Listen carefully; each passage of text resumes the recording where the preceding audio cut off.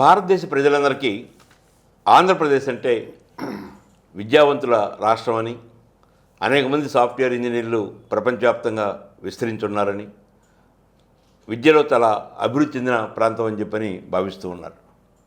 కానీ వాస్తవానికి వెళ్ళి చూస్తే, లోతుగా అధ్యయనం చేస్తే ఆంధ్రప్రదేశ్ ఈ రోజుకి 36వ స్థానంలో ఉంది.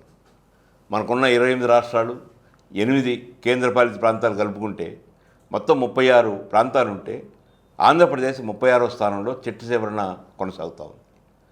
ఆంధ్రప్రదేశ్లో ఉన్న ప్రతి నలుగురిలో ఒకరు నిరక్షరాస్యుడిగా కొనసాగుతున్నారు. అంటే తన మాతృభాషలో చదవటం రాయటం కూడా రాని వాళ్ళు 20% పైగా ఉన్న పరిస్థితి. ఒకప్పుడు మేమందరం కలిసి ఆంధ్రప్రదేశ్లో 1990 దశాబ్దంలో సంపూర్ణ అక్షరాస్యత ఉద్యమం అని చాలా పెద్ద ఎత్తున నిర్వహించాం. కేంద్ర ప్రభుత్వం, రాష్ట్ర ప్రభుత్వం యొక్క సపోర్ట్తో దాదాపు ఆ దశాబ్ద కాలంలో 17% అక్షరాస్యతని పెంచగలిగాం.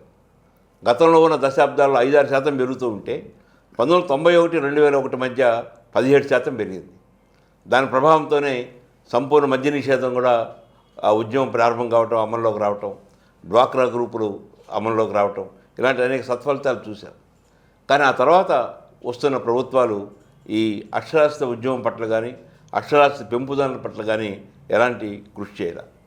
ఈరోజు ఆంధ్రప్రదేశ్ ఈ 36వ స్థానం నుండి ఇంకా పైకి రావటానికి, అభివృద్ధి చెందటానికి దళితులు, గిరిజనులు, మహిళలు, అత్యధిక పేదలు వాళ్ళు విద్యావంతులుగా మారటానికి ఎలాంటి చర్యలు చేపడితే బాగుంటుంది?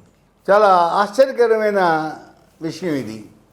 మొత్తం భారతదేశంలో ఆంధ్రప్రదేశ్ చిట్ట చివరిగా ఉండటం అనేది అసలు నిజమేనా, డేటా కరెక్టేనా అని నాకు అనిపిస్తుంది.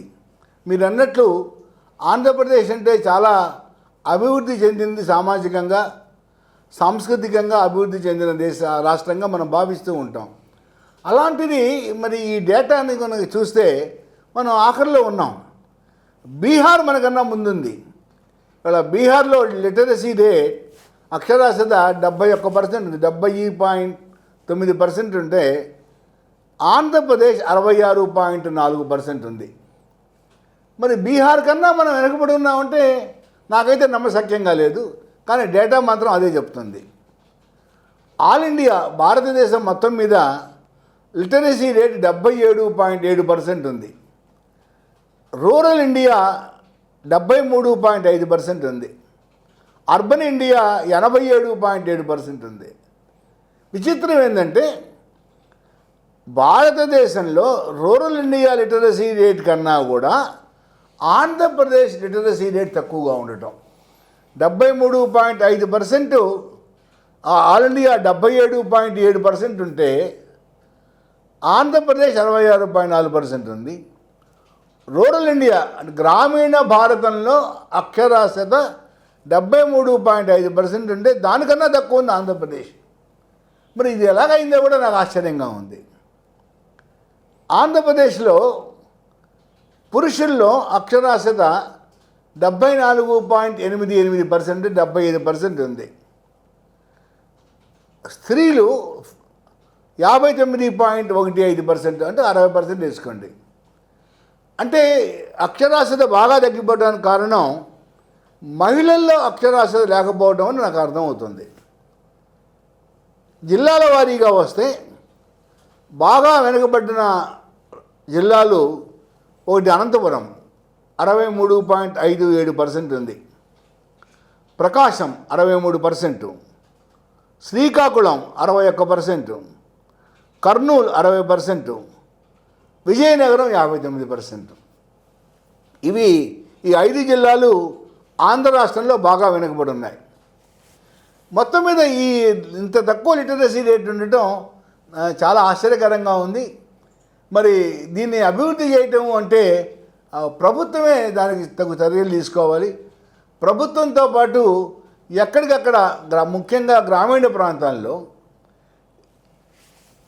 ఎక్కువ మంది చదువుకునే విధంగా ఒకప్పుడు వయోజన విద్య, అడల్ట్ ఎడ్యుకేషన్ చాలా క్లబ్బులు, రోటరీ క్లబ్బు, లయన్స్ క్లబ్ లాంటి క్లబ్బులు కూడా గ్రామాలకు వెళ్ళి వయోజనులకి విద్య నేర్పించేవాళ్ళు.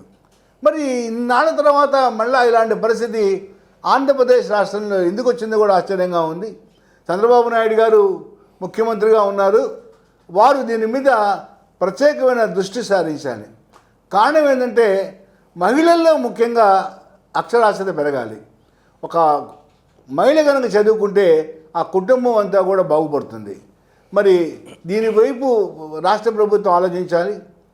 రాష్ట్ర ప్రభుత్వం ఆలోచించేటప్పుడు ముఖ్యంగా గిరిజన ప్రాంతాలు, అలానే గ్రామీణ ప్రాంతాల్లో సామాజికంగా వెనుకబడ్డ ఎస్సీలు, ఎస్టీలు, బీసీలు ఈ కులాల్లో అక్షరాస్యత తప్పకుండా తక్కువ ఉండాలి. దీన్ని బట్టి మరి వాళ్ళందరినీ చదువు వైపు మళ్లించాలి.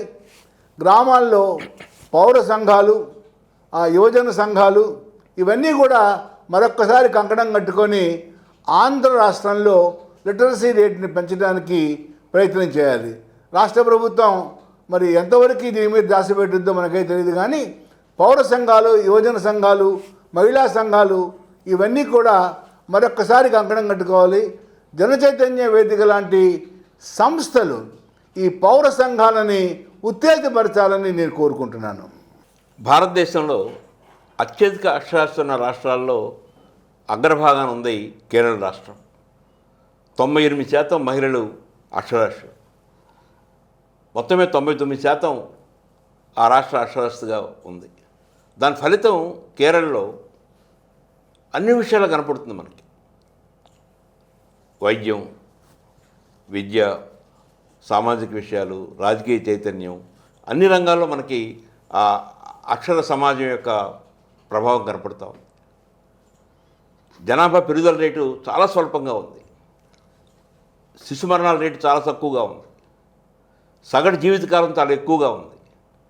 ఇలాంటి సత్ఫలితాలు ఇస్తున్న అక్షరాస్యత ఉద్యమానికి ఆంధ్రప్రదేశ్ రాష్ట్రం ప్రాధాన్యత ఇవ్వకుండా, కేరళ రాష్ట్రం యొక్క అనుభవాన్ని తీసుకోకుండా నిరంతరం బుల్లెట్ ట్రైన్లు, మెట్రో ప్రాజెక్టులు, సీప్లేన్లు, డ్రోన్లు, అంతర్జాతీయ రాజధాని ఇలాంటి పెద్ద పెద్ద మాటలు చెప్తూ చిన్న చిన్న పనులు చేయలేని పరిస్థితి ఈరోజు ఆంధ్రప్రదేశ్లో కొనసాగుతుంది.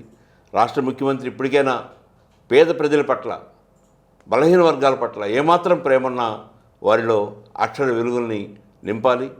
ఒక విద్యావంతుడైన వ్యక్తి మాత్రమే ఆ కుటుంబాన్ని ముందుకు తీసుకెళ్ళగలడు. వారి యొక్క ఉత్పాదక శక్తి పెరుగుద్ది, శ్రామికుల యొక్క ఉత్పాదక శక్తి పెరుగుద్ది, ఆలోచన స్థాయి పెరుగుద్ది, ప్రజాస్వామ్యం వికసిస్తుంది. ఇలాంటి అనేక ప్రయోజనాలున్న అక్షరాస్యత ఉద్యమాన్ని ముందుకు తీసుకెళ్లాలని ముఖ్యంగా ముఖ్యమంత్రి చంద్రబాబు నాయుడు గారికి విజ్ఞప్తి చేస్తున్నాను.